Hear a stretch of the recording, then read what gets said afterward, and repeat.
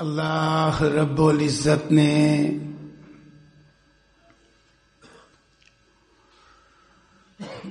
قرآن کریم میں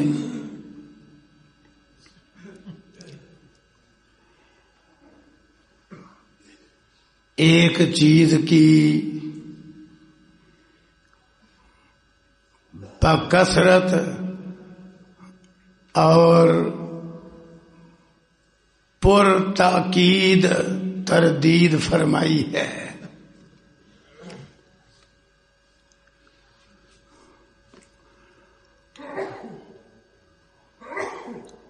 اور اس پر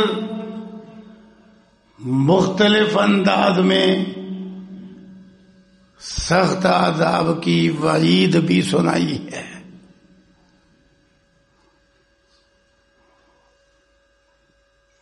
وہ چیز ہے شقاق.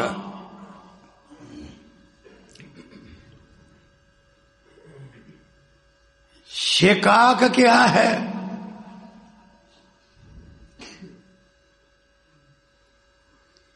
لفظ شقاق شق سے ماخوذ ہے،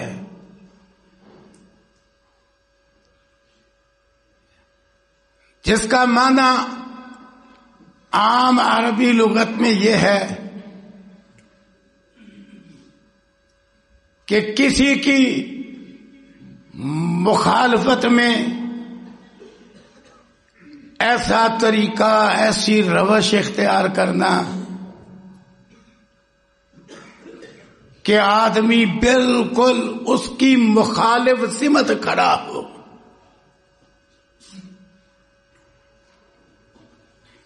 یہ شقاق کا عام معنی ہے. شق جانب کو، کنارے کو، طرف کو کہا جاتا ہے کہ کوئی شخص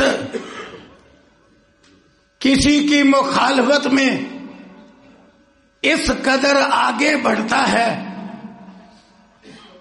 کہ وہ ہر میدان میں اس کی مخالف سمت پہ کھڑا ہوتا ہے. جو ایک شخص کرتا ہے یہ اس کے الٹ کرتا ہے، اسے شقاق کہتے ہیں.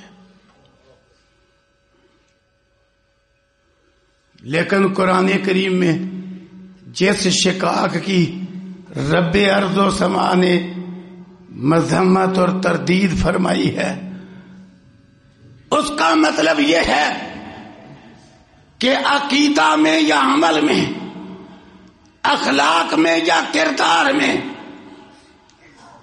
کسی بھی شعبہ زندگی میں اللہ کے اور اس کے پیغمبر صلی اللہ علیہ وسلم کے بالکل مخالف سمت کھڑے ہونا، یہ شقاق ہے.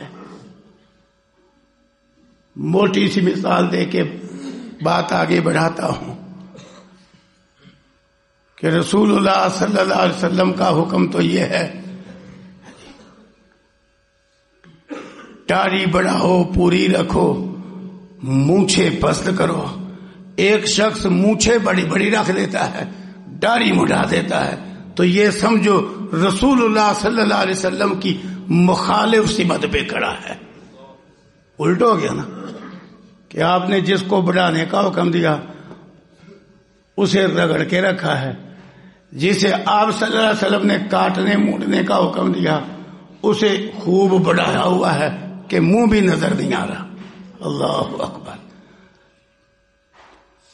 تو پیغمبر صلی اللہ علیہ وسلم کی کسی بھی معاملے میں اس طرح کی مخالفت کہ جو آپ نے فرمایا یا کیا اس کے بالکل الٹ، اسے شقاق کہتے ہیں.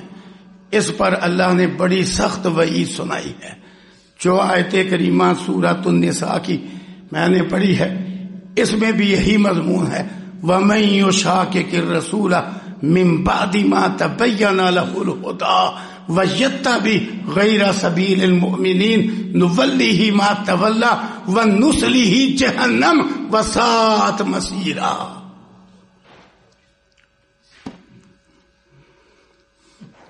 آج المیہ یہ ہے کہ ہر کوئی محدود جزوی چیزوں میں رسول اللہ صلی اللہ علیہ وسلم کا طریقہ، آپ کے ارشاد گرامی اسے ملحوظ رکھتا ہے.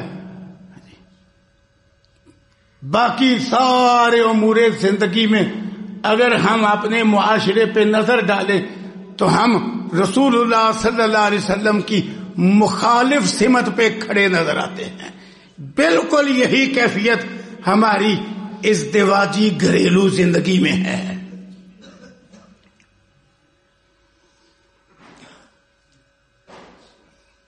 رسول اللہ صلی اللہ علیہ وسلم صرف سینے پہ ہاتھ باندھنے میں، رفع الیدین میں، امام کے پیچھے آمین کہنے میں یا اس طرح کے چند مسائل میں نمونہ نہیں. آپ صلی اللہ علیہ وسلم کی سیرت طیبہ عقیدہ میں، عمل میں، اخلاق میں، کردار میں، خلوت میں، جلوت میں، گھر کی چار دیواری سے لے کر عالمی سطح تک تمام امور زندگی میں آپ اسوہ حسنہ بھی ہیں، اسوہ کامل بھی ہیں.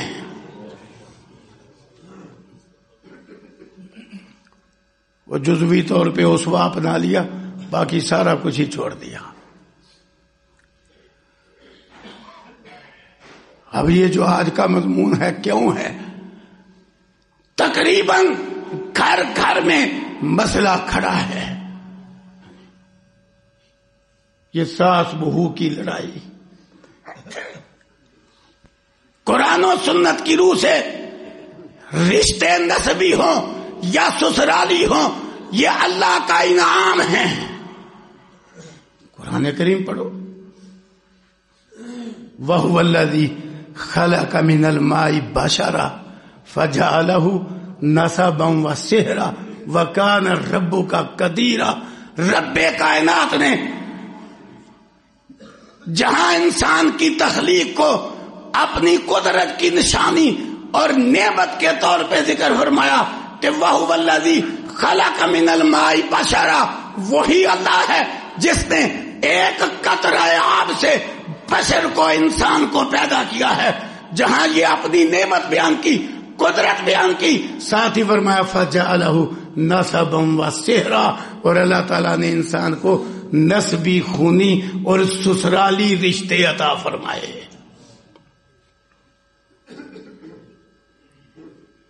یہ خونی، نسبی رشتے، سسرالی رشتے، یہ اللہ تعالیٰ کی نعمت ہے. اللہ تعالیٰ قرآن میں بیان فرما دیں فَجَعَلَهُ نَسَبًا وَسِحْرًا، نعمت ہے اللہ تعالیٰ. رشتہ نسبی ہو یا سسرالی،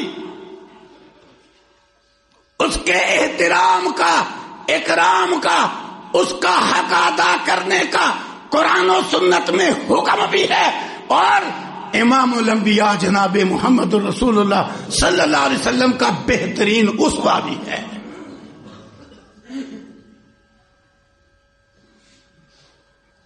اس نعمت کو بیان کر کے فرمایا اس کا حق ادا کرنا تمہارے ذمہ ہے. وَآتِ ذَا الْقُرْبَىٰ حَقَّهُ، قرابت دار کو اس کا حق دو. خواہ قرابت دار نسبی ہے وہ بھی اس لفظ میں آتا ہے، قرابت دار سسرالی ہے وہ بھی اس لفظ میں آتا ہے.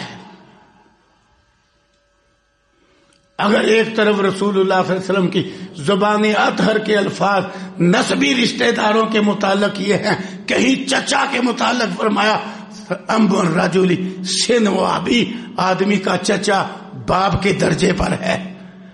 کہیں الخالۃ بمنزلۃ الام، ارشاد فرمایا خالہ ماں کے مرتبے پر ہے. کہیں قرآن و سنت نے دادی نانی کے لیے لفظ ہی امہات کا بولا کہ ماں کی طرح ہی ہیں، خواہ ماں کی ماں ہے خواہ باپ کی ماں ہے. اللہ اکبر. یہاں یہ نسبی رشتوں کی تھوڑی سی جھلک ہے. دوسری طرف سسرالی رشتوں کے حوالے سے بھی زبان نبوت کے الفاظ سنیے. رسول اللہ صلی اللہ علیہ وسلم نے فرمایا، مسند احمد میں دیگر کتب میں حدیث موجود ہے، فرمایا وَحَقُّ مَا أُكْرِمَ عَلَيْهِ الرَّجُلُ بِنْتُهُ أَوْ أُخْتُهُ، فرمایا سب سے بڑا حق جس کی وجہ سے کسی آدمی کی تکریم کی جائے، اس کی خدمت کی جائے، اس کی عزت کی جائے، وہ کون ہے؟ وہ باپ جس نے بیٹی کا نکاح آپ کو دیا ہے، اور وہ بھائی جس نے ہمشیرہ کا رشتہ آپ کو دیا ہے۔ آج ہندوؤں کی نقل میں بیوی کا بھائی جسے ہمارے عرف میں سالہ کہا جاتا ہے، یہ گالی بنا ہوا ہے۔ رسول اللہ صلی اللہ علیہ وسلم کیا فرما رہے ہیں کہ سب سے بڑا حق جس کی وجہ سے کسی کا اکرام کیا جائے وہ کون ہے؟ وہ باپ سسر جس نے اپنی بیٹی تیرے نکاح میں دی ہے، اور وہ بھائی جس نے اپنی ہمشیرہ تیرے نکاح میں دی ہے۔ یہ رسول اللہ صلی اللہ علیہ وسلم کا ارشاد ہے کرام۔ آج یہ رشتے گالی بنے ہوئے۔ صحابہ کرام رضی اللہ عنہم جہاں رسول اللہ صلی اللہ علیہ وسلم کی اقتداء میں آپ کے نسبی رشتوں کا احترام کرتے، آپ کے سسرالی رشتوں کا بھی حیا کرتے، آج کلمہ پڑھنے والوں میں ایک بھاری تعداد ہے جنہوں نے رسول اللہ صلی اللہ علیہ وسلم کے سسرالی رشتہ داروں کو 24 گھنٹے نشانے پہ رکھا ہوا ہے۔ حضرت ابو سفیان رضی اللہ عنہ رسول اللہ صلی اللہ علیہ وسلم کے سسر ہیں، حضرت امیر معاویہ رضی اللہ عنہ رسول اللہ صلی اللہ علیہ وسلم کی بیوی ام حبیبہ کے بھائی ہیں، سسرالی رشتہ دار ہیں، باپ بیٹا رضی اللہ عنہ نشانے پہ رکھا ہو۔ جبکہ صحابہ ان رشتوں کی عظمت کے کس طرح کے قائل تھے۔ اللہ اکبر۔ رسول اللہ صلی اللہ علیہ وسلم نے حضرت جویریہ رضی اللہ عنہ کو، جو پہلے لونڈی تھی، آزاد کر کے نکاح کر دیا۔ اس کے قبیلے کے خاندان کے بہت سارے لوگ اسی معرکے میں وہ غلام لونڈیوں کی حیثیت سے مسلمانوں کے گھروں میں پھیلے ہوئے تھے۔ رسول اللہ صلی اللہ علیہ وسلم نے زبان سے ایک بات بھی ارشاد نہیں فرمائی۔ جب حضرت جویریہ کو آزاد کر کے اس سے نکاح کر لیا، جو ہی مدینے میں خبر نکلی کہ رسول اللہ صلی اللہ علیہ وسلم نے اسی قبیلے کی عورت سے، جس قبیلے کے بہت سارے افراد ہمارے غلام ہیں، لونڈیاں ہیں، اس قبیلے کی ایک عورت سے اسے آزاد کر کے شادی کر دی ہے، تو صحابہ کی زبان پہ الفاظ آئے ہیں اصحار رسول اللہ، یہ جو ہمارے گھروں میں غلام لونڈیاں ہیں یہ تو رسول اللہ صلی اللہ علیہ وسلم کا سسرال بن گیا، پیغمبر صلی اللہ علیہ وسلم کا سسرال، اور ہم غلام لونڈیاں بنا کے رکھے، انہوں نے سارے غلام اور ساری لونڈیاں آزاد کر دی۔ جب ایک مرد کی ایک عورت سے شادی ہوتی ہے تو فوراً 2 محرم رشتے پیدا ہو جاتے ہیں۔ یہ ہے سسرالی رشتے۔ فوراً جو ہی ایجاب قبول ہوگا فوراً کیا ہوگا؟ 2 محرم رشتے فوراً پیدا ہو جائیں گے ایک لمحے میں، کہ جو ہی ایک مرد ایک عورت سے شادی کرتا ہے، اس عورت کی ماں جو اس کے لیے ساز ہے وہ محرم رشتہ بن گئی ہے۔ اب اس مرد کا اپنی بیوی کی ماں سے ہمیشہ کے لیے نکاح حرام ہو گیا ہے، مقدس پاکیزہ رشتہ بن گیا ایک لمحے میں۔ سسرالی رشتہ ہے لیکن کتنا اہم ہے، حرمت پیدا ہو گئی ہے، حرمت کے ساتھ احترام کا تعلق ہوتا ہے ایک نکاح سے۔ اسی طرح دوسری طرف اس عورت کے لیے اس شوہر کا جو باپ ہے، جو لمحہ پہلے ایک غیر محرم اجنبی مرد تھا، جو ہی حبالہ عقد میں یہ عورت آ گئی، اسی وقت اس عورت کے لیے شوہر کا باپ جو بظاہر سسر ہے وہ محرم رشتہ دار بن گیا ہے۔ اب اس عورت کا اس مرد سے یعنی اپنے شوہر کے باپ سے کبھی بھی نکاح جائز نہیں ہے۔ یہ دو رشتے ایک لمحے میں پیدا ہو جاتے ہیں کہ ایک طرف شوہر کا بیوی کی ماں سے محرم رشتہ بن گیا اور دوسری طرف بیوی کے لیے شوہر کا باپ محرم رشتہ بن گیا. چھوٹے رشتے ہیں سسرالی. تو اسی طرح کا پاکیزہ مقدس رشتہ ہے ساس اور بہو، جو تقریباً گھر گھر میں فساد بنا ہوا ہے. اس کی وجہ کیا کہ ہم جس طرح آج کے اس دور میں سیاست میں، حکومت میں، کاروبار میں، تجارت میں، ملازمت میں، مزدوری میں، خلوت جلوت میں رسول اللہ صلی اللہ علیہ وسلم کی اس قدر مخالفت پر کھڑے ہیں کہ پیغمبر ایک جانب ہے، ہم مخالف سمت پہ ہیں. یہی ہمارا کردار گھریلو ازدواجی زندگی میں ہے. ایک تو دین سے دوری کی وجہ سے اور انسان کو غافل کرنے والی چیزوں کا جال بچھنے کی وجہ سے. ویسے ہی نسبی رشتے کیا، سسرالی رشتے کیا، ان کی محبت بھی رفتہ رفتہ ختم ہوتی جا رہی ہے، تقدس بھی پامال ہوتا جا رہا ہے. یہ حقیقت ہے. فرصت ہی نہیں. لغویات کا ایسا جال بچھ گیا ہے، فرصت ہی نہیں. محدود جزوی خوشی غمی کی شرکت رہ گئی ہے بس. قریبی رشتہ دار 6 مہینے بعد بھی قریبی رشتہ دار سے ملنے آئے تو وہ 2-4 لمحوں میں ایک تو یہ کہہ دیتا ہے آج خیر ہے، کیسے آنا ہوا ہے، اللہ اکبر. یہ کیا؟ وہ عرب کے لوگ تو دور جاہلیت میں بھی 3 دن تک مہمان سے نہیں پوچھتے تھے کیوں آئے ہو. یہ اکرام تھا مہمان کا.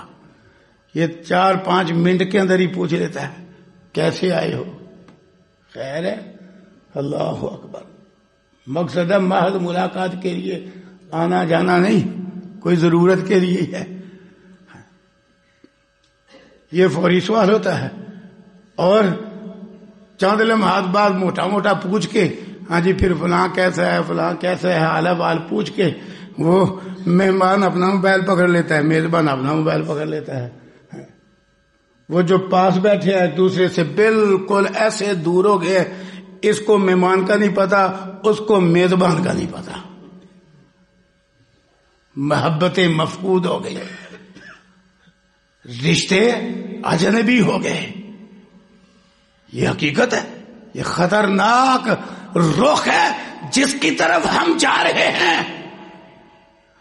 اگر اس کی خطرناکی دیکھنا ہو تو وہ مغربی معاشرہ دیکھو جہاں یہ رشتہ داری والا خاندانی نظام بالکل مفقود ہو گیا ہے. وہاں کتنی تباہی، بربادی اور بے سکونی ہے.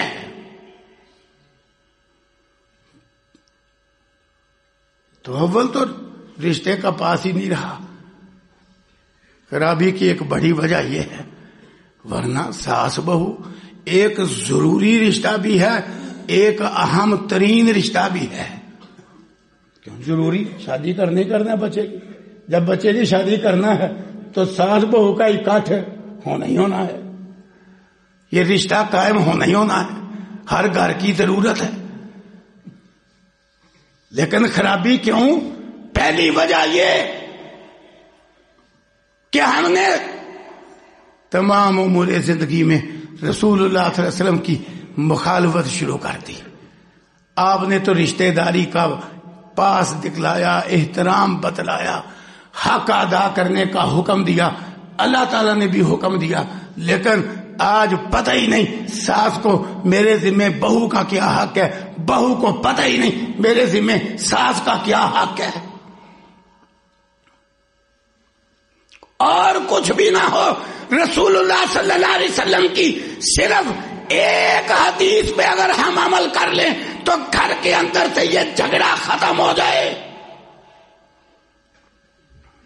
کہ ایک طرف اگر ساس ہے وہ رشتے میں بڑی ہے، دوسری طرف بہو ہے وہ رشتے میں چھوٹی ہے. تو دونوں طرف ہمارے پیغمبر صلی اللہ علیہ وسلم کی تربیت کیا ہے کہ آپ نے فرمایا بہت ساری کتب حدیث میں حدیث موجود ہے. فرمایا لیس منا، ہمارا نہیں. کون ہمارا نہیں؟ جو بڑے کا حیا ادب احترام نہ کرے اور چھوٹے پہ رحم شفقت نہ کرے، ہمارا نہیں. لیس منا.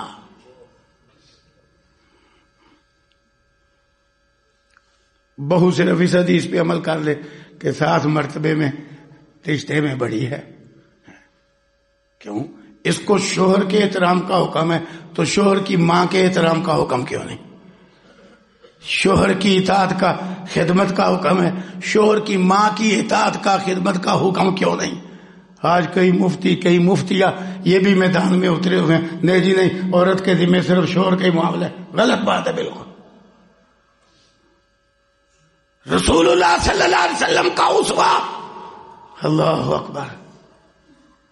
اس دور میں عظیم سے عظیم بیٹی جس گھر میں جاتی وہ اس گھر میں صرف شوہر کی نہیں سارے افراد کی خدمت کرتی.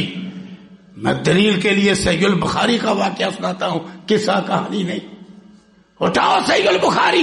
حضرت جابر رضی اللہ عنہ نے شادی کی. نبی صلی اللہ علیہ وسلم نے پوچھا، اور باقرہ سے شادی کی کہ سیبہ سے؟ کہا جی سیبہ سے. کہا وہ تو کموارا تھا. باقرہ کمواری کو کہتے ہیں. تو کموارا تھا. اللہ بکرا، تو کمواری لڑکی سے شادی کرتا، تو اس کا جی بہلاتا، وہ تیرا جی بہلاتی، یہ تو نے کیا کیا ہے؟ حضرت جابر نے بڑا پیارا جواب دیا. کہا اللہ کے نبی صلی اللہ علیہ وسلم آپ کو پتہ ہی ہے ابا جی احد میں شہید ہوئے تو وہ شہادت سے ایک دن پہلے مجھے 2 وصیتیں کر گئے. ان میں ایک وصیت یہ تھی کہ بیٹا جابر تجھے پتہ ہے میں تیری بہنیں اور اپنی بیٹیاں چھوڑ کے جا رہا ہوں. 9 بہنیں حضرت جابر کی رضی اللہ عنہ. آج گھر گھر میں یہ کام کی اور خدمت کی بڑی لڑائی ہے. 9 بہنیں حضرت جابر کی. کہا ابا جی کہہ کے گئے تھے کہ بیٹا جابر میرے بعد میری بیٹیوں کو اپنی بہنوں کو میری کمی نہیں محسوس ہونے دینا. اللہ اکبر. تو اللہ کے نبی صلی اللہ علیہ وسلم میں ان جیسی کنواری لڑکی سے نکاح کرتا انہیں کون سنبھالتا؟ دیکھو باپ کی وصیت پہ عمل کرتے ہوئے حضرت جابر بن عبداللہ رضی اللہ عنہما نے اپنی خواہش تج کر کے پختہ عمر سیبہ متعلقہ یا بیوہ کو کہتے ہیں، پختہ عمر سیبہ عورت سے شادی کی. کس لیے؟ میری بہنوں کو سنبھالے. تو رسول اللہ صلی اللہ علیہ وسلم نے تو نہیں کہا جو آج کہا جاتا ہے. وہ آنے والی بہو بھی کہتی ہے میں بیوی بن کے آئی ہوں کہ میں ملازمہ بن کے آئی ہوں، میں گھر کے کام کروں. وہ آنے والی بھی کہتی ہے، دوسرے بھی کہتے ہیں، تاکہ رشتہ تلاش کرتے وقت دیکھا جاتا ہے گھر کے افراد تو نہیں زیادہ. وہ بھی تو بیٹی کا باپ ہی تھا نا جس نے حضرت جابر کو رشتہ دیا، اور گھر میں شوہر کی 9 بہنیں ہیں. اور وہ کہہ رہے ہیں میں نے اس لیے کیا ہے پختہ عمر عورت سے نکاح کہ وہ میری بہنوں کو سنبھالے. تو رسول اللہ صلی اللہ علیہ وسلم نے کوئی تبصرہ نہیں فرمایا کہ جابر تیری بیوی ہے کہ وہ 9 بہنوں کے لیے خدمت گزار ہے، بلکہ آپ نے فرمایا جابر تو نے صحیح کیا ہے. عامر رفیع الدین پہ جھگڑا ہے، یہ اس طریقے پہ عمل کس نے کرنا ہے؟ اللہ اکبر. اس طریقے شوہر کے گھر والوں کی خدمت عیب ہے. یہی عورت سکول میں، شاپنگ مال میں، فیکٹری میں، مل میں ملازمہ لگ جائے تو وہاں سارے دفتر والوں کی خدمت کرتی ہے، ہنس ہنس کے پیش آتی ہے. چند روپے کی خاطر اور جنت لینے کے لیے شوہر کی خدمت کر، شوہر کے ماں باپ کی خدمت کر، شوہر کے بہن بھائیوں کی خدمت کر. یہ اسوہ حسنہ ہے.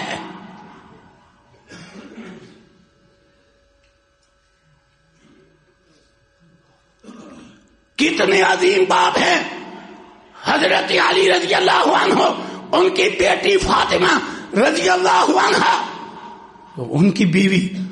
الٹ ہو گیا. کتنے عظیم باپ ہے رسول اللہ صلی اللہ علیہ وسلم، ان کی بیٹی حضرت فاطمہ، اور حضرت علی کی وہ کیا ہے؟ بیوی.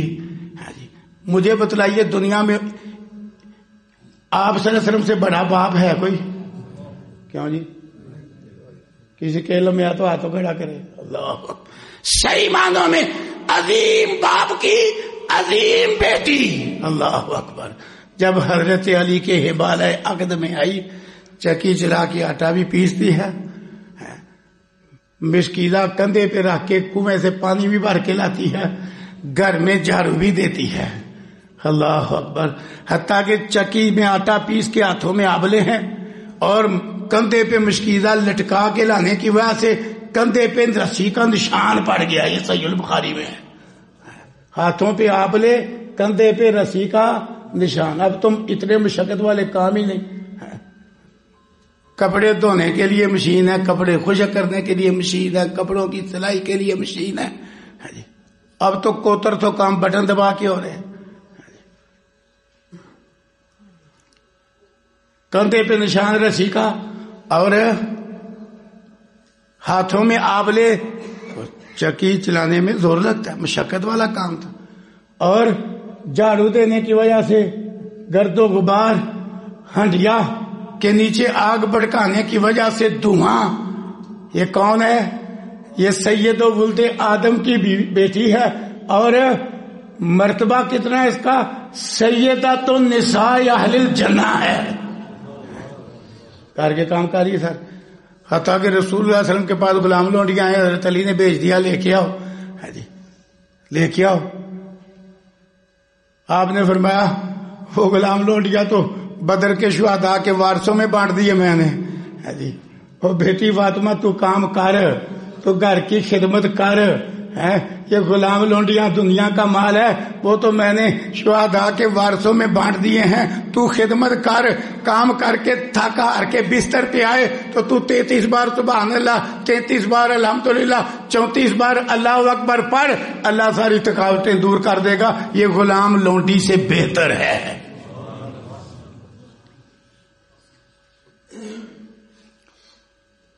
بہتر ہے. یہ بھی تو اسوہ ہے. ایک طرف یہ, ایک اور جھلک دکھا کے مضمون آگے بڑھاؤں. امتیوں میں سب سے عظیم باپ ہے حضرت ابو بکر. امتیوں میں, پیغمبروں میں عظیم باپ رسول اللہ صلی اللہ علیہ وسلم. کیا آپ سید الانبیاء بھی ہیں, سید و ولد آدم. امتیوں میں سب سے عظیم باپ حضرت ابو بکر صدیق رضی اللہ عنہ. صحیح البخاری میں لکھا, وہ بھی صحیح البخاری میں, یہ بھی صحیح البخاری میں, قصہ نہیں کہانی نہیں. صحیح البخاری میں لکھا حضرت اسماء رضی اللہ عنہ حضرت ابو بکر کی بیٹی ہے, حضرت زبیر رضی اللہ عنہ کے نکاح میں ہے, گھر کے سارے کام کاج کرتی ہے. صحیح البخاری میں لکھا ہے, کہتی ہے میں حضرت زبیر کا گھوڑا بھی سنبھالتی, اسے چارہ بھی ڈالتی. حتیٰ کہ اللہ کے نبی صلی اللہ علیہ وسلم نے ایک زمین حضرت زبیر کو الاٹ کر دی. اس زمین سے کھجوریں اللہ اکبر برتن میں ٹوکرے میں بھر کے سر پہ اٹھا کے, وہ چند میل کے فاصلے پر زمین تھی, چند میل کے فاصلے پہ حضرت اسماء بنت ابی بکر کیا کہہ رہی ہے, میں وہاں سے کھجوروں کی گٹریاں اٹھا کے حضرت زبیر کے گھر لاتی. اللہ اکبر. آج مرد ہے عورت ہے, جو کرنے کا کام ہے وہ کرنا نہیں, تو صبح صبح چادر سے تسبیح باہر نکالی ہوئی ہے, مرد نے بھی عورت نے بھی ہے جی. اور من کا چل رہا ہے, ساتھ منہ سے باتیں بھی چل رہی ہیں, سیر ہو رہی ہے. پھر پارک میں بیٹھ کے کوئی ایسے ایسے کر رہا ہے, کوئی ٹانگیں ایسے ایسے کر رہا ہے. اس سے بہتر نہیں خدمت کر لے, خدمت میں عظمت ہے. یہ تو فضول حرکت کر رہا ہے. مرد بھی عورت بھی کام کرنا نہیں, پھر فضول جا کے ایکسرسائز, ورزش, سیر و سیاحت. اس صبح حسنہ اختیار کر لو, کسی صبح کی سیر کی ضرورت نہیں پڑے گی, نہ کسی ایکسرسائز کی ضرورت پڑے گی. تو بہرحال بہو سمجھے, وہ خیر القرون کی عورتوں کو, یہ عظیم باپوں کی عظیم بیٹیوں کو نمونہ سمجھے. کسی کے فتوے پہ, کسی کی رائے پہ دھیان نہ دے, وہ سمجھے میں نے خدمت کرنا ہے. اللہ اکبر. آج اس بات پہ لڑائی ہے کہ لو مجھے بیٹھ کے کھانے ہی نہیں دیا, میرا حق تھا, کم از کم مہینہ 2 مہینے. یہ رواج ہے, رواج ہے ہی الٹ, رواج ہے ہی شقاق. عقیدے میں, عمل میں, اللہ اکبر, اخلاق و کردار میں, گھریلو زندگی میں, حکومت سیاست میں, جو کچھ رائج ہے وہ ہے ہی شقاق. الا ماشاء اللہ. ہم ہے ہی الٹ. اب دیکھو عظیم باپ کی عظیم بیٹیاں وہ کام کر رہی ہیں گھر کے, وہ خدمت کر رہی ہیں. آج جی کم از کم شروع میں تو 2 مہینے بیٹھ کے کھانے دینا تھا, لڑائی ہے گھر میں. یہ ساس نے مجھے پہلے دن ہی کام لگا لی, تو کیا ظلم کیا اس نے پہلے دن کام لگا کے. اٹھاؤ صحیح البخاری قصہ کہانی سنانے کی مجھے نہیں عادت, ایسی روایت میں جلدی کیا نہیں سناتا, کوئی صحیح کہے کوئی ضعیف کہے. اٹھاؤ صحیح البخاری, یہ کہاں لکھا ہے 2 مہینے بٹھایا کھلاؤ. حضرت اسید بن حضیر رضی اللہ عنہ کی شادی ہوتی ہے, نبی صلی اللہ علیہ وسلم کو اور خاص افراد کو ولیمے پہ بلاتے ہیں. حدیث کا راوی کہتا ہے ہم جب ولیمے پہ گئے تو کیا دیکھا, ولیمے کا کھانا وہ نئی نویلی دلہن نے بنایا, حتیٰ کہ مشروب اس وقت دیسی ہوتا تھا, یہ کیمیکل والے مشروبات نہیں تھے. رات کھجوریں پانی میں ڈال دو, وہ صبح نبیذ بن جاتا تھا, بہترین شربت وہ بھی اس نے تیار کیا, کھانا اس نے بنایا. حتیٰ کہ شرعی ماحول میں رہ کے مہمانوں کے آگے کھانا بھی نئی نویلی دلہن نے لگایا, ولیمے کا کھانا. ہم کہاں کھڑے ہیں, رسول اللہ صلی اللہ علیہ وسلم کہاں تھے؟ آپ مہمان نے, آپ نے نہیں فرمایا ہو اسید یہ کیا طوفان برپا کر دیا ہے کہ شادی کے اگلے دن ولیمہ ہوتا ہے, کہ تو نے پہلے دن ہی کام لگا دیا اس کو. نہیں, اٹھاؤ صحیح البخاری, صحیح البخاری میں ایک دفعہ نہیں پتہ نہیں کتنی دفعہ یہ حدیث موجود ہے. کتاب النکاح میں, کتاب العتیمہ میں, حتیٰ کہ امام بخاری نے ایک جگہ عنوان یہ قائم کیا ہے کہ نئی دلہن وہ ولیمے کا کھانا بنا سکتی ہے. اللہ اکبر. یہاں جی 2 مہینے بیٹھ کے کھلایا ہی نہیں, ہمارے شوق ہی نہیں پورے کیے, غلط ہے. بہرحال آنے والی بہو ان چیزوں کو ملحوظ رکھے. جو خیر القرون کی چیزیں ہیں ان میں عظمت ہے, رفعت ہے, مرتبہ ہے, دل کے اندر حقیقی عزت ہے ان کاموں میں, رواج میں نہیں, فیشن میں نہیں جو لوگوں نے بنایا ہوا ہے. اور وہ شوہر کی ماں کو ماں کا درجہ دے کہ اگر شوہر کا احترام اس کے ذمہ ہے تو شوہر کی ماں ہے, جس کا احترام شوہر کے ذمہ ہے اس کے ذمہ کیوں نہیں؟ کیوں جی ماں کا احترام بندے کے ذمہ ہے کہ نہیں ہے؟ بہت بڑا احترام. تو یہ اس شخص کی بیوی ہے, اللہ اکبر. تو شوہر کی ماں کا احترام کرے, شوہر کے باپ کا اکرام کرے, انہیں ماں کی طرح سمجھے. جس طرح اپنے گھر میں ماں ڈانٹ بھی لیتی تھی, جھڑک بھی لیتی تھی, کوئی غلط کام ہوتا کہہ لیتی تھی نہیں بیٹی اس طرح کرو, تو اگر ساس نے کہہ دیا تو کون سا طوفان آ گیا؟ وہ جھڑک بھی سکتی ہے, ڈانٹ بھی سکتی ہے, سمجھا بھی سکتی ہے, بتلا بھی سکتی ہے, کوئی حرج نہیں, لیکن وہ بھی شفقت والا معاملہ ملحوظ رکھے, یہ قبول کرے کہ کوئی بات نہیں, اب میرا گھر یہی ہے, اب میں اپنے آپ کو اس گھر کے مطابق ڈال لوں. دنیاوی امور میں عقل مند بہو وہی ہے جو شادی کے بعد سسرال کے گھر کے مطابق اپنے آپ کو ڈال لے, کیوں اب اس کا گھر یہ ہے. مشورہ قبول کرے, ساس کی رائے کا احترام کرے دنیاوی امور میں, اس سے کیا فرق پڑتا ہے؟ اللہ اکبر.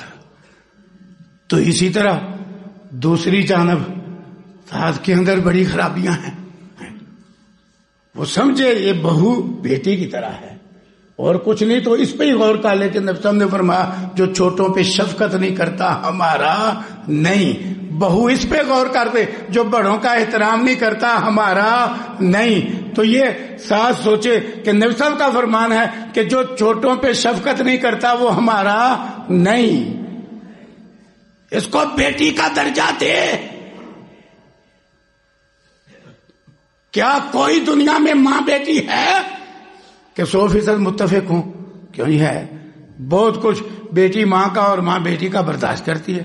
تو اسی طرح بہو ساس کا اور ساس بہو کا بہت کچھ برداشت کر رہے, وہی ماں بیٹی والا رشتہ ملحوظ رکھ کے خرابی ختم ہو جائے گی. وہ بھی درجہ دے لیکن الٹ ہے. اللہ اکبر, ہمارا معاملہ الٹ ہے. کتنا الٹ ہے ذرا تھوڑی سی جھلک دکھلاؤں. جس شخص سے بیٹی کی شادی کی ہے وہ اس گھر کے لیے کیا بنا؟ وہ شخص دماد جو کچھ دماد کرے ہماری بیٹی کے ساتھ خیر والا معاملہ ہے وہ تو فرشتہ بن جاتا ہے جی. پھر رشتے داروں میں، ماں باپ، عزیز و اقارب میں، دوست احباب میں بیٹھ کے باتیں کرتے ہیں. ہم نے بیٹی کی شادی کیا، ماشاءاللہ اتنا نیک دماد اللہ نے دیا ہے، اس نے پہلے دن ہی جا کے بات شروع کر دیا کہ میں نے علیحدہ رہنا ہے. بڑا نیک دماد ہے. بھائی میں اگر غلط کہوں تو کہنا آپ نے غلط کہا.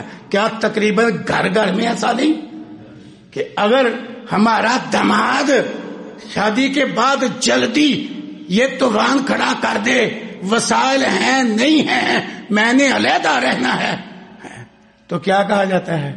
اللہ نے تو فرشتہ دماد دے دیا. اسی طرح وہ اگر ہماری بیٹی کی رائے کا احترام کرے، اس کی فرمائشیں پوری کرے، ماشاءاللہ جی کمال ہے. ہم تو دنیا پہ آگے ہیں. اتنا نیک دماد، وہ تو ہر کام میں اس سے پوچھ کے چلتا ہے. ٹھنڈے دل سے یہ ایک طرف یاد رکھنا ہے، بھول نہیں جانا. اتنا نیک دماد وہ تو ہر کام ہے جی ہماری بیٹی سے پوچھ کے کرتا ہے. وہ دماد کے کیا کہنے، وہ ہماری بیٹی کی ساس سسر وہ بھی اتنے نیک ہیں، وہ تو اس کے مشورے سے چلتے ہیں. اپنی بیٹی کے لیے جذبات کیا ہیں.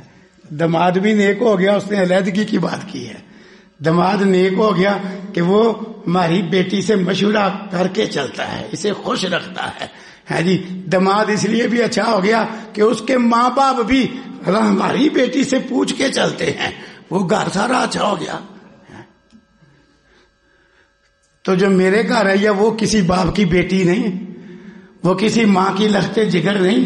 وہاں الٹ اگر اپنا بیٹا بات کرے کہ میں نے علیحدہ ہونا ہے تو ماں بھی رو رو کے، باپ بھی رو رو کے، ہم نے بچے کی شادی کیا کی ہے، ہمارا رہا ہی نہیں.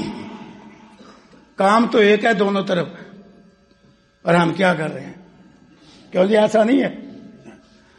وہ ہمارا رہا ہی نہیں. کہ لوگ شادی ہوتے وہ کہتا ہے میں نے علیحدہ ہونا. شادی کے بعد اسے ہماری خدمت کرنی چاہیے. ہم نے تو اس لیے کہا ہماری خدمت کرے گی بہو بیٹا بھی، تو وہ تو کہتے ہیں نہیں میں نے علیحدہ ہونا ہے. وہ رو رو کے، اس نے گھر آتے ہی نا ہماری بہو نے ہمارا بیٹا ہی ہم سے چھین لیا ہے، رو رو کے. اسی طرح اب اگر بیٹا آنے والی بہو کی، اپنی بیوی کی کوئی فرمائش مان لے، کوئی، ادھر تو دماد اچھا نا وہ ہر فرمائش مانتا ہے، یہ بیٹا کوئی فرمائش مان لے اس کی، رو رو کے آنسو بہا بہا کے بیٹے کی شادی کیا ہے، یہ تو رن مرید ہو گیا ہے. کیا ہو گیا ہے؟ رن مرید. ہم نے جس کو گالی بنایا ہے نا، میں دکھاتا ہوں ابھی حوالہ، گالی بنایا ہے نا، یہ میرے پیارے پیغمبر کا طریقہ ہے. بیوی کو خوش رکھنا، بیوی کی فرمائشیں پوری کرنا، بیوی سے اچھا سلوک کرنا، یہ پیغمبروں کے امام کا نمونہ ہے. اگر اس کردار کی وجہ سے دماد اچھا ہے تو اس کردار کی وجہ سے بیٹے کو بھی اچھا کہہ. وہاں تو نے کرفیو لگایا ہوا ہے. ایسے ایسے گھر ہیں، سچی بات ہے. ایک نوجوان آیا ایسے بچوں کی طرح ہچکیاں لے لے کے رونے لگ گیا، کہتا ہے میں لاڈلا بچہ تھا گھر کا، لیکن میں نے شادی کیا کی ہے، کیا شادی گناہ ہے؟ میں کہا کیا ہوا؟ یہ میری شادی ہونے کی دیر ہے، نہ میں بہنوں کے ہاں اچھا ہوں، نہ میں بھائیوں کے ہاں اچھا ہوں، حالانکہ میں سارے حقوق ادا کرتا ہوں، نہ میں ماں باپ کے ہاں اچھا ہوں، میں سارے گھر سے برا بن گیا ہوں. حتیٰ کہ اللہ اکبر ہمیں حقوق زوجیت ایسے ادا کرنا پڑتے ہیں جیسے ہم نے کوئی بدکاری کرنا ہے. پہلے ہی بڑا سخت ہے. حتیٰ کہ اس نے یہاں تک کہا میرا چھوٹا بھائی ہے، جس دن میں فجر سے پہلے غسل کر لوں اس سے نماز پڑھ کے آتے ہی مجھے بٹھا لینا ہے، گھنٹہ باتیں سنانا ہے کہ تجھے اور کوئی کام نہیں آتا. انا للہ و انا الیہ راجعون. وہ رو ہی پڑا بچوں کی طرح، کہتا ہے کیا گناہ ہے نکاح کرنا. تو میں کوئی سال میں ایک بات بیوی کی مان لوں تو بس سارے گھر والے مجھے چھترول کرتے ہیں کہ تو کیوں اس کی بات مانتا ہے. کہتا سال میں کوئی بات مان لو تو یہ حالت ہے میری, مجھے کوئی مسئلہ تو بتلاؤ. دماد اچھا ہو گیا, وہاں میری بیٹی ہے نا, وہ اچھا ہو گیا کہ علیحدگی کی بات کرتا ہے, وہ اچھا ہو گیا کہ میری بیٹی کی فرمائشیں پوری کرتا ہے, وہ گھر سارا اچھا ہو گیا کہ وہ میری بیٹی کو پوچھ کے چلتے ہیں جی. اور جب کسی کی بیٹی میرے گھر آ گئی تو میں کہوں خبردار خبردار, یہ کیا ہے؟ یہاں اب دوسری حدیث سنی, لا یؤمن احدکم حتی یحب لاخیہ ما یحب لنفسہ. زبان رسالت سے الفاظ جو جاری ہوئے, اللہ اکبر, وہ قانون ہے, دستور ہے, ثابتہ ہے. صحیح البخاری کی حدیث, فرمایا خبردار تم میں سے کوئی اس وقت تک مومن نہیں جب تک اپنے بھائی کے لیے وہ خیر پسند نہ کرے جو اپنے لیے پسند کرتا ہے. جو اپنی بیٹی کے بارے جذبات ہیں وہ دوسری کی بیٹی کے بارے رکھ, تب تم مومن ہے, ورنہ شقاق کا عذاب ہوگا.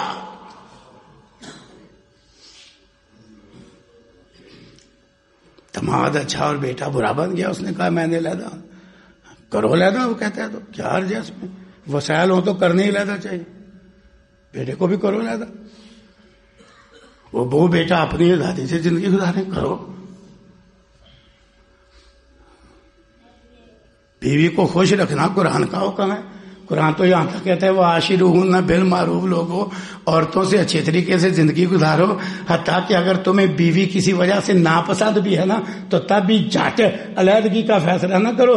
ہو سکتا ہے تم طبی طور پہ کسی چیز کو برا جانو اور اللہ اس میں تمہارے لیے خیر کثیر پیدا کر دے. قرآن ہے. خیر کثیر کیا, مثلا چلو بیوی کی کوئی عادت طبع نہیں بھی اچھی تو خیر کثیر کیا, اللہ نیک آنکھوں کی ٹھنڈک اولاد دے دے اسی بیوی سے. قرآن تو اس طرح کہہ رہا ہے, یہ اللہ کا حکم ہے, اچھے طریقے سے زندگی گزارو بیویوں سے. رسول اللہ صلی اللہ علیہ وسلم اس میدان میں کتنا نمونہ تھا, جس کو ہم نے نام رکھ دیا رن مرید ہے. اٹھاؤ صحیح البخاری, تھوڑی سی جھلکیاں دکھلاؤں, کوئی رن مرید نہیں بنتا. یہ اتنی خطرناک بات ہے. شوہر کو بیوی کی خدمت کی وجہ سے, بیوی کے ساتھ اس نے سلوک کی وجہ سے رن مرید کہنا, یہ سیدھی بات پیغمبروں کے امام پہ جائے گی. کیوں؟ اٹھاؤ صحیح البخاری, رسول اللہ صلی اللہ علیہ وسلم کے بارے اما عائشہ صدیقہ رضی اللہ عنہا سے پوچھنے والا پوچھتا ہے, ہمارے پیارے پیغمبر گھر میں کیا کرتے تھے؟ گھر میں, جسے تو رن مرید کہتا ہے وہ میرے پیغمبر کی سنت کا متبع ہے. گھر میں کیا کرتے تھے؟ اللہ اکبر. حضرت عائشہ رضی اللہ عنہا فرماتی ہیں, وقت اوپر تو نہیں ہو رہا, وہ کیا جواب میں ارشاد فرماتی ہیں حضرت عائشہ, کہتی ہیں کانا فی محنتی اہلہ, گھر میں ہمارے ساتھ گھر کے کام کرتے تھے. سادہ ترجمہ یہ ہے. یہاں چند پیسے لینے کی خاطر شوہر کی بھی عادت ہے, وہ ہوٹل میں کام کر کے وہ روزانہ سینکڑوں افراد کو چائے بنا کے بھی دیتا ہے اور پیش بھی کرتا ہے. تو اگر کسی دن بیوی کو پکا کے دے دے گا تو گناہ ہو جائے گا, وہاں مریض ہو جائے گا. پیسے لینے کے لیے وہ پورے محلے میں چائے پکاتا بھی ہے اور بانٹتا بھی ہے. وہاں نہیں کہتا یہ عورتوں والا کام ہے, پیسے آتے ہیں نا. جنت ہمیں نظر نہیں آتی, وہ پیسے آتے. وہاں چائے پکاتا بھی ہے دن میں بار بار, گرمیوں سردیوں چولہے کا سارا کچھ برداشت کر کے بار بار چائے پکا کے اور چھوڑ کے بھی آتا ہے فلاں دفتر میں فلاں دکان پہ, جاؤ جی فلاں دے کے آؤ, فلاں جگہ دے کے آؤ. فون آ جاتا ہے اتنے کب چائے بھیج دو جی, فوراً بھیج دو. پکاتا بھی ہے, خود لے کے آتا ہے یا بھیجتا ہے اگر بندہ بھی ہو تو. بہت سارے خود دے کے آتے ہیں. کتنے تندوروں میں روٹیاں پکا رہے ہیں. گھر تو اگر کسی دن بیوی کے ساتھ مل کے روٹی پکا رہے گا تو چھت گر چلی ہے. نہیں, یہ پیغمبروں کے امام کا طریقہ ہے. کیا تھے آپ؟ کانا فی محنتی اہلی, گھر میں گھر کا کام کرتے آپ صاحب. ایک جھلک, اللہ اکبر. تھوڑی سی دوسری جھلک کہ رسول اللہ صلی اللہ علیہ وسلم کی گھریلو زندگی کیسی تھی. صحیح البخاری میں بھی ہے, صحیح مسلم میں بھی ہے, بڑی مشہور حدیث ہے. 11 عورتیں بیٹھی, انہوں نے اپنے اپنے شوہروں کا تذکرہ کیا. آخری عورت نے اپنے شوہر کا اتنا عمدہ تذکرہ کیا کہ میرے علم میں تو شاید ہی آج دنیا میں کوئی ایسا شوہر موجود ہو جس طرح کا تذکرہ شوہر کے حسن سلوک کا وہ 11ویں عورت نے کیا. اس کا نام ابو ذر تھا, اس شوہر کا. کیا؟ ابو ذر. لیکن آخر میں اس میں خرابی ہو گئی کہ اتنا اچھا شوہر لیکن اس نے زہرا نامی بیوی کو طلاق دے دی. یہ واقعہ سنایا حضرت عائشہ رضی اللہ عنہا نے. بات پوری ہوئی نا تو رسول اللہ صلی اللہ علیہ وسلم نے فرمایا عائشہ میں تیرے لیے تو رن مرید کہتا ہے میں تیرے لیے اس طرح ہوں جس طرح زرع کے لیے ابو ذر تھا. ساتھ کہا وہ تو طلاق دے گیا تھا لیکن میں طلاق نہیں دوں گا. اس سے بھی بہتر ثابت ہوئے. اور بعض روایات میں جو صحیح البخاری میں نہیں یہ الفاظ حضرت عائشہ کے موجود ہے کہ حضرت عائشہ رضی اللہ عنہا نے کہا نہیں اللہ کے نبی آپ میرے لیے ابو ذر سے بھی کئی درجے بہتر ہیں. بیوی سے اچھا سلوک کرنا رانبری دی ہے خام خائی. تو بہرحال ادھر شوہر بھی سمجھے ساس بھی سمجھے کہ آنے والی بہو وہ کسی کی بیٹی ہے وہ کسی کی بہن ہے. انہوں نے ہمارے اوپر اکرام کیا ہے کہ انہوں نے یہ رشتہ ہمیں دیا ہے. جو ہمارے جذبات اپنی بیٹی کے بارے ہیں وہ جذبات آنے والی بہو کے بارے ہو جائیں تو گھر میں امن قائم ہو جائے گا. یہ دو حدیثوں پہ بس غور ہو جائے دونوں طرف. ایک کیا چھوٹے پہ شفقت بڑے پہ احترام اور دوسری کیا کہ جو خیر اپنے لیے پسند کرتے ہو وہ دوسرے کے لیے پسند کرو تو مومن ہے. ہمارا کام ہو رہا ہے اپنے لیے اور قانون ہے دوسرے کے لیے اور قانون ہے تو پھر فساد ہی ہونا ہے اور کیا ہونا ہے. اور پھر آخری بات ذہن اور گمان کا بڑا اثر ہوتا ہے. ہمارے معاشرے میں پہلے سے ذہن ہی خراب ہے. ساس پہلے شروع کر دیتی ہے اوہو بیٹا جوان ہو گیا ہے اب شادی کرنا ہے اب دیکھو پتہ نہیں کون سی بہو ہمارے سے آتی ہے وہ ہمارا بچہ ہمارا رہنے دیتی ہے کہ نہیں رہنے دیتی. حد ہو گئی ہے. پہلے ہی وہ جو بہو ہے وہ پہلے ہی بننے والی بہو وہ پہلے ہی سوچنے لگ جاتی ہے کہ میں نے اب اگلے گھر جانا ہے پتہ نہیں ساس کتنی ظالم ثابت ہوتی ہے یہ تو بڑی سنگدل ہوتی ہیں بڑی ظالم ہوتی ہیں پتہ نہیں مجھے روٹی بھی کھانے دے گی کہ نہیں. پہلے ہی ذہن خراب ہے. بدگمانی بھی اسلام میں حرام ہے. کیوں ساس پہلے ہی بدگمان ہے اور کیوں بہو پہلے ہی بدگمان ہے. قرآن بھی کہتا ہے اجتنبوا کثیرا من الظن. نبی صلی اللہ علیہ وسلم نے فرمایا یاکم والظن برے گمان سے بچو برا گمان سب سے جھوٹی بات ہے. تو اللہ کرے ہم اس طرح کی بناوٹی باتیں رہنمرید ہے یہ ہے وہ ہے یہ چھوڑ کے رسول اللہ صلی اللہ علیہ وسلم کے اسوہ حسنہ اسوہ کامل پہ آ جائیں. گھر کے اندر بھی آپ کے طریقہ زندگی کو ملحوظ رکھیں. رشتہ داری کے امور میں خواہ رشتہ داری نسبی ہے خواہ رشتہ داری ستھرالی ہے تو انشاءاللہ رشتہ داری کے حوالے سے بھی گھروں میں امن قائم ہو جائے گا. اللہ اصلاح اور عمل کی توفیق دے. وآخر دعوانا ان الحمدللہ رب العالمین.